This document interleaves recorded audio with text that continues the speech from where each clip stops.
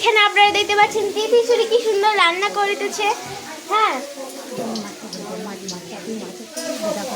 এখানে আপনারা দেখতে পাচ্ছেন তিথিসুরি কি সুন্দর রান্না করছে। দেখুন কি কি রান্না করেছে, আপনাদেরকে আমি দেখাতে ইচ্ছুক। তো দেখুন এখানে তিথিসুরি মাছ ভেজেছে, আবার এক দফা মাছ ভাজতে চলেছে, আর ডাল বানিয়েছিল কিন্তু ডালটা কোথায় রেখেছে কে জানি না। এখানে মশলা বেটেছে, এরপর তিথিসুরি গন্ধা সুরো ডালটা চলেছে মাছ গরম গরম তেলে, আর আমরা একটা মাছ খেয়েও নিয়েছি অলরেডি। তিথিসুরির হালত এখন খারাপ হচ্ছে। এরকম যদি লদিকে 2 দিন 3 দিন রান্না করতে লদির বুকটা 4 চৌকো হয়ে যেত, কিন্তু দুঃখের ব্যাপার যে তিথিসুরি করবে না।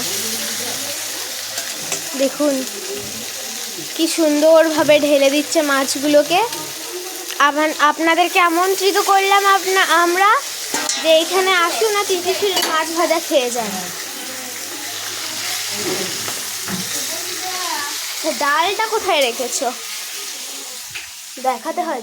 এই দেখুন ডাল করেছে তিথিসুরি, দেখুন ভালো করে, আবার আলু দিয়ে উপরে জল ভাসছে, জল দেখো দেখো মাছ লেগে যাচ্ছে নাকি, তেলে মাছ লেগে যাচ্ছে।